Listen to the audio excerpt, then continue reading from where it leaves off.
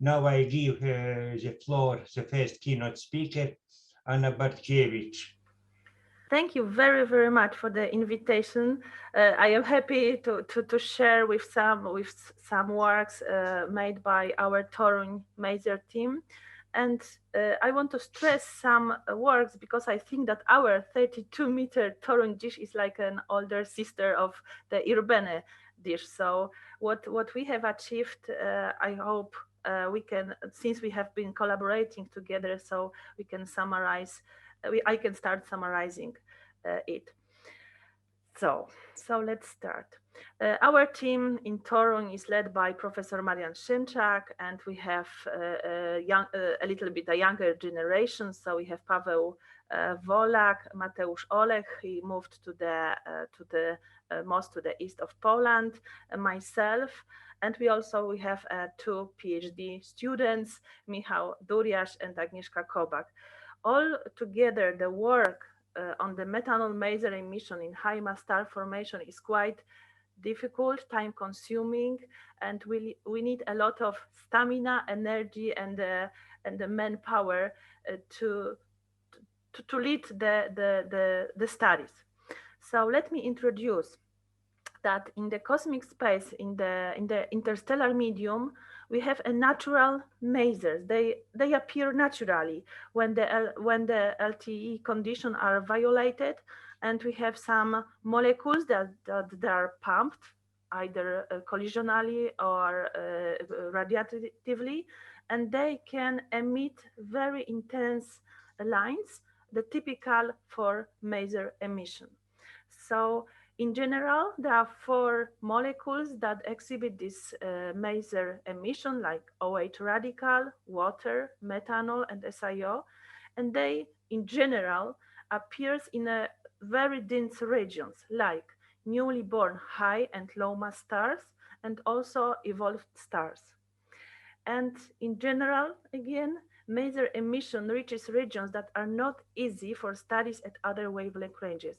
So we think that the radioastronomy at the centimeter wavelength ranges is very powerful in studies of very dense regions that are hidden at other wavelength ranges. And we have, as we will see in a minute, that we have a powerful resolution in our hands. So in this talk, I will concentrate on the only one molecule, the methanol, maser emission at 6.7 gigahertz, that corresponds to 4.5 centimeter. And we know that it's exclusively associated with high mass star forming region. So the methanol maser emission appears, we know that there is nearby some high mass protostar. I mean, the high mass protostars, we assumed that when they are on the zero HD HR diagram, they are above 8 solar massive.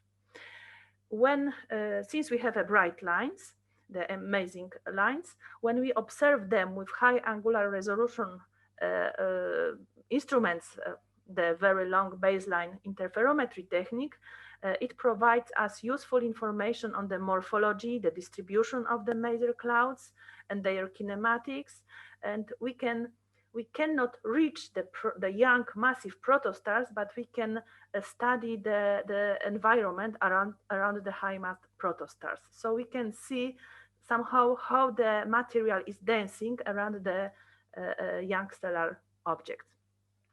And why it is interesting?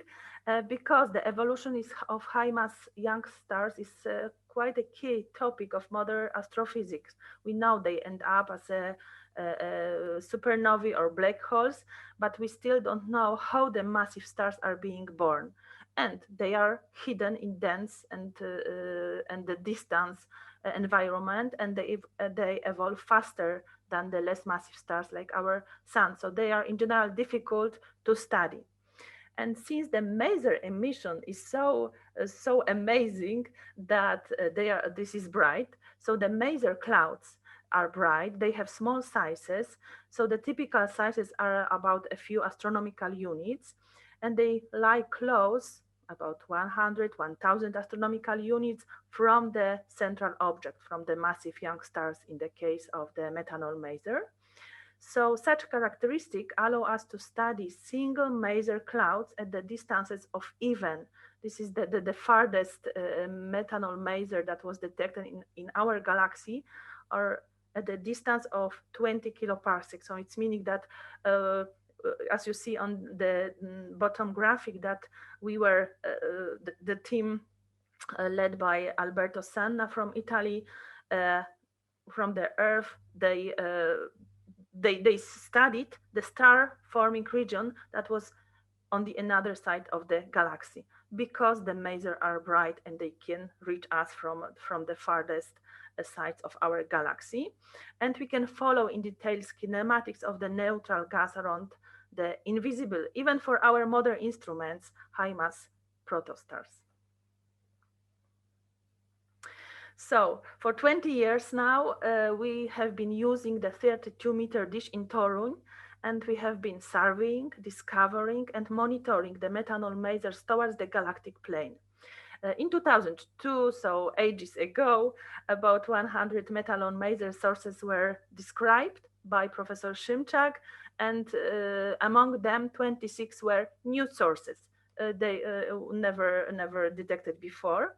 And this new maser were twice weaker comparing to the rest of the sample. So the sensitive receivers are needed. And not only this, also a lot of time using of the middle-size radio telescope was needed, that we can make this very time-consuming survey. Since today, we know about 1000 methanol maser in our galaxy, but probably Dmitry Ladeshikov, he will show us in his catalog, in the talk about the catalog, how I'm wondering how many methanol maser we know today. So the methanol maser are the spectral line observations. So in the single dish, we see some lines at different, they are bright, they are quite narrow comparing to the thermal line, of course, they are maser lines. So we see just emission. But when we see just the emission, we wanted, since the very beginning, another progress of our work went straightforward, because we wanted to use the VLBI, especially the European VLBI network, because we wanted to obtain the more accurate position. We wanted to have the more accurate position information. We wanted to achieve the milli-arcsecond level. We wanted to see how the masers clouds are distributed, to see what is the morphology of the emission. And first of all, we would like to answer the question, where does methanol emission is being formed in this high mass star forming region? So let me remind you that, assuming a typical distance of high mass star forming region of 4 kiloparsec, and when we have the VLBI angular resolution of about 5 milli-arcsecond, we can resolve the region, we can reach the regions up to 20 astronomical units its size. So that corresponds to Sun-Uranus distance. So till today, in total, we have images for about 70 targets. They are all published, they are all available also, the distribution, the spectra in our online catalog as given here. And since 2003, we use the EVN, and we used from 4 to 10 antennas in total. It was depending how many antennas was working at this bandwidth. And we used 10-hour blocks and scheduled from 3 to 6 sources. And we wanted just to observe them and image them later. A typical spectral resolution was 90 meters per second. We use the open source program ABES that is widely used, but now the CASA is more popular, but still all sources were reduced, calibrated using the ABES led by NRIO from the US. Finally, we reached the astrometric accuracy of the position of this methanol maser, about 3 milli-arcsecond in right ascension and 6 milli-arcsecond in declination, and we achieved quite quite low noise level of a few millijansky. So this is the EVN. At the very beginning, we use these European, the continental one antennas. Sometimes we use also the South African radio telescope.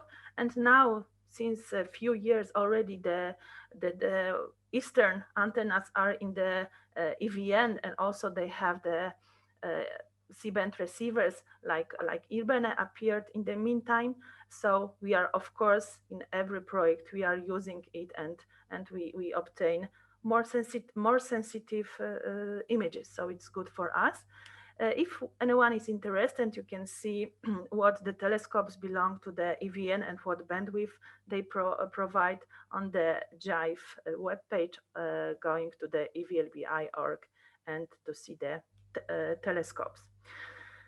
So imaging maser, it's please keep in mind that we do the spectral line observation. So we do not average the whole emission from the wide bandwidth, but when we observe, for example, with 2 megahertz bandwidth, we divide it onto some number of channels, typically about 1,000 spectral channels, and we do imaging channel by channel. So this is one of the nicest exams when we have the image of one spectral channel, and we see clearly, we see the some 3 major single spots of the emission. So, and we can measure, we measure the position, the amplitude, what they are bright, how much they are bright. And we go from one spectral channel to another. So we do like a tomography. And then we describe it like a clouded, right? That it's some space structure that we can study. We see the size. As a result, for the 70 sources that we image, we found that some of them, a few of them, were just simple. They just saw some spot of the emission, 2 clouds, and they were close together. So maybe nothing interesting. So we call it, after the previous authors, like a simple. Some of them, they showed the linear structure. Some of them ring-like structure, arced, and some of them pairs, and almost half of them just complex. And non-regularities, neither in a velocity distribution or in a space, so we leave the name as a complex. And the typical size of the amazing region, if high mass star forming region, so the length of the emission as seen using the EVN ranges from a few tens astronomical units to a few thousand astronomical units. You will see more in artist Aberfeld's talk when he will describe in details one high mass star forming region. So some examples. The name of the sources are the galactic coordinates followed by the G letter. So you see one source, we call it pair because two regions quite distance, light on the quite distance from each other because it's 1 arc second. So if it's typical distance about 4 kiloparsecs, so it's meaning that it might be connected to different high mass young stellar object. One is linear, the northern region is a linear in the morphology, and here maybe it's some arc or elliptical structure. Some sources show the linear, very elongated structure. So we can check if there are some velocity gradients in the overall, indicating maybe it is connected, related to the circumstellar disk or any outflows. And the sources, an example of a source that is just a complex, right? We do not see any regularities. So as you saw the major spots on one single channel map, now I just, when we measured this, we present like one circle, one spot, one major spot as a circle. And the next source, we see again 2 distinct regions, amazing regions, and each of them can be followed by an ellipse. So we call them like ring-like structures. And the most interesting in our results were that we discovered that 1/3 of these sources were showed the ring-like structures, so we could almost easily fit the ellipse. Maybe not in not cases I can convince you that there is some ellipse, because when we have four regions, so of course it's easy to say okay, it's an elliptical sources. But for some results you can fit by eye the ellipses. And the most prominent example was G23, which was one of the weakest source in our sample. This source was discovered by the long time survey by our 32-meter dish in Toruń. So because of the weak of the source, we have a very good map with a dynamic range. So this was the nicest, and still it's only one source with the nicest, very symmetric structure that we call it the ring-like, that it shows the ring-like morphology. So we were interested, what are these rings? And now we need to use another antennas. So no, we did what we could with our antennas, with our antenna, and we wanted to apply for another instruments to search, for example, maybe when we have methanol maser, let's check maybe we have water masers at the higher frequency. Using the VLA in 2009, we concluded that the rings, they do not coincide with the water masers, and neither they do not show the H2 region, the ionized region that can appear when the star is evolving and influence the region around. But we used in 2018 more sensitive JVLA. We got the more sensitive observation using the JVLA, and in five targets we have weak, so maybe ultra compact A2 region. This we do with Olga Bayandina together, so hopefully the results will be published soon. We also have for 4 rings the near infrared and mid infrared data with quite good angular resolution, and we didn't see any support that from the infrared emission that the rings are related to the circumstellar disk that is being formed around the massive protostars.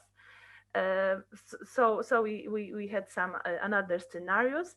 So it's rather related to some outflow. But let me point you that the resolution is a Q. Still, in the methanol maser and using the VLBI, we can reach the milli-arcsecond details. And even at the very, very good quality, at the very good instruments like this come from the Gemini telescopes, we cannot reach such resolutions. So it's still difficult for the people doing masers to have a proper data set that we can relate to and interpret our results. So since we started our studies 20 years ago, so it's quite a lot of time, we are now in the stage that we are able to do the proper motion studies.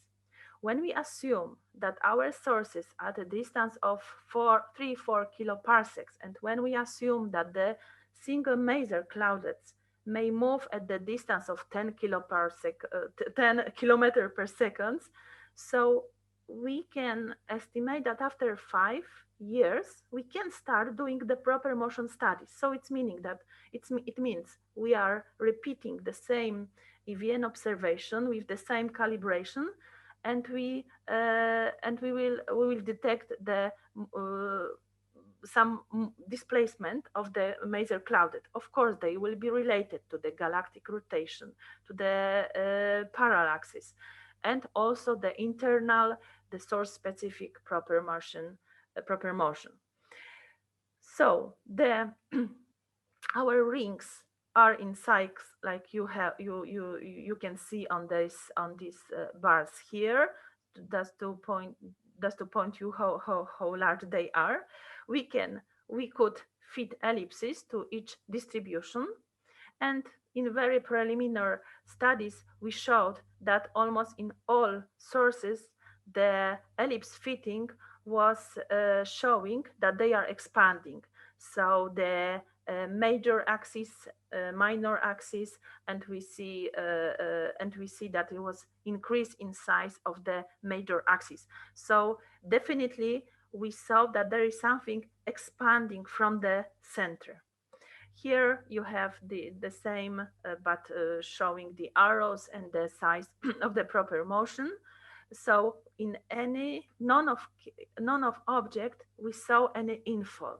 It happened for another high mass star forming region studied by the Italian group, Giacomo Godi, but in our rings we didn't see any infall. We always see some expansion, and for this the most circular source we did a very detailed study of the spot by spot and measuring it. So finally we proposed that in the middle of the ring must be something. Probably it is the high mass protostar, or a set of the high mass star protostars, and the methanol masers appear in a very almost spherical outflow that influence the maser cloudets, or maybe there is white angle outflow that it's related also to the disk that is formed around the massive young stellar object and the jet. So we see the final motion that it's reflected by the shifts of the methanol maser cloudets. So coming back to our work using the single 32-meter Torun dish, it is very important that when we have this middle-sized dish, we have a lot of time. We are not so occupied and busy like an Effelsberg, for example. It's 100-meter dish. We can do the monitoring. When we discover the sources, we have quite a unique archive for each source, and we trace the variability. So this is the dynamic spectrum. The colors mark the flux density up to the brightest as marked by a red color. And one spectra is put vertically, right? And in horizontal axis, we have the dates. So we have almost 11 years of observation, and we clearly see that there were some periods of time when the methanol maser disappeared, appears again, so some outbursts are clearly seen. So this is the work done by our PhD student. It will be his thesis by Michał Duriasz. And for example, another exciting results that suddenly in 2015 some outburst appeared right in this source. Is it repeating? We don't know, of course, because you see the 11 years of observation and we have one event, but this will be more, of course, showed by Olga Bayandina and Andrei Sobolev when they will be saying about this phenomena, what is going on in the high mass star forming region. But I would just stress that the monitoring is important for what Irbene is actually doing. So I hope we will hear more it later. And one of the famous discovery made by Torun antenna was that in one source, in this intermediate mass star forming region, G107, water and methanol maser anti-correlated. When the methanol that is marked by the red ranges disappear, then water maser appear, and it's going and going by years, very regularly, and the same time period. So something must be going on from the set of the high mass star, high mass protostars, young stellar objects in this object. Some rotation, because some periodicity is clearly seen, and water is pumped in different way than the methanol maser emission. So it's still today there were proposed some scenarios, but still the question, the mystery of this source is not solved. And again, it's only one among all these 1,000 methanol masers. Now, some of them they are variable, some of them they are stable, but only one show this anti-correlation. And again, it was allowed to be discovered because we had quite a lot of time on our antenna, and we could play at different bandwidth observation. So Artis will say more about his source, but let me show that methanol masers can show you very detailed picture of the gas dynamics and magnetic fields configuration within a radius of tens astronomical units around high mass protostars. Alberto Sanna and his Italian team, they imaged the methanol maser cloudets. They also measured their proper motion, as we did for the ring-like sources, and also they used the polarization and estimated the magnetic field. So they amazingly they made as one of the most detailed picture what is the kinematics of the neutral gas around the massive young stellar object. And also because the methanol masers are very bright, and you already heard that we can reach them even from the 20 kiloparsec on the other side of the galaxy. So there was... Anna, if we would like to have 5 minutes for questions, then you have 2 minutes. Okay, so so it was a very time-consuming and a key science project on the VLBI, the BESSEL program, and we estimated the parallaxes. So it means that we measured the distances directly to the high mass star forming region in different spiral arms of our galaxy, and we made about 100 parallax measurements, and we derive the structure of our galaxy. So sometimes maybe it's not all astronomers know that we have distances to some to 100 high mass star forming region in our galaxy. So you need to go to this BESSEL page and all papers by Mark Reed that he summarized it. So yes, since to summarize my talk, I wanted to stress that the masers are amazing. And in this conference, we will see another talks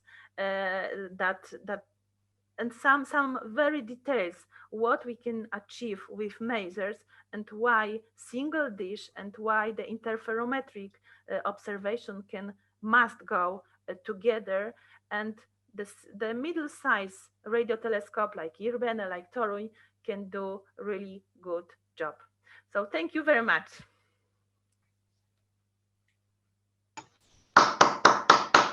Thank you.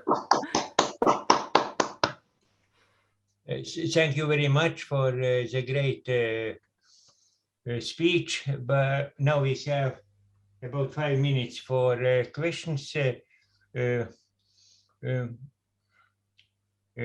So please, I don't see any raised hand, and not also in the chat.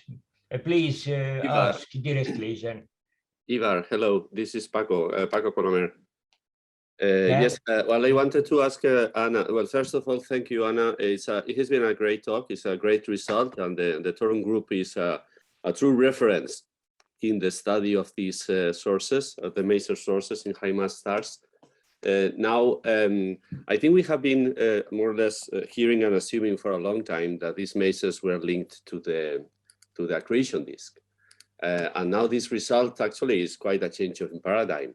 You have obtained most of these out of one let's say favorable source, which and And I like to know if, in your opinion, this is related to the orientation of the source with relate to us, the projection angle, or is a conclusion that could be also compatible with the other sources that you are, but the other almost 1,000 sources you said that could be observed by these VLBI techniques?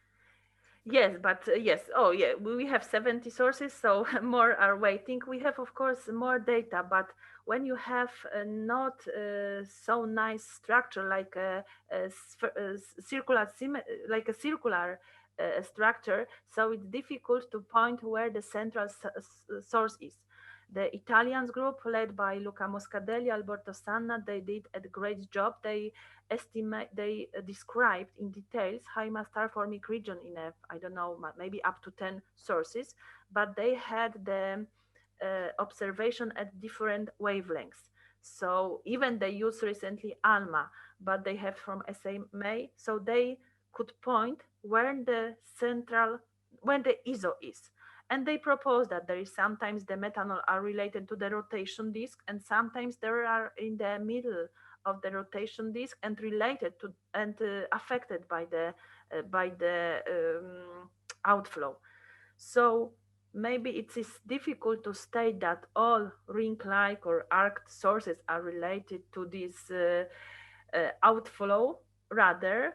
But because Luca Moscadelli is of course in our team, so he pointed that still, although the rings are expanding, he would point that it is also related to the disk, but also the outflows have an impact on this cloud, on this environment. So I don't think that we can assume that all these 1,000 sources, the methanol masers arise in the same kinematic region. Why not to be related to different kinematic regions?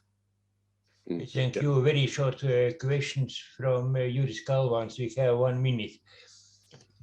Yeah, thank you, Anna.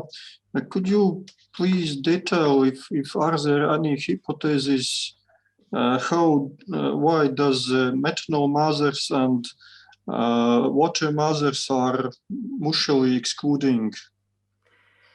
Because they are pumped at different weights. So water are related to rather to outflow. It was established. So it's easier because they are pumped by the collisions.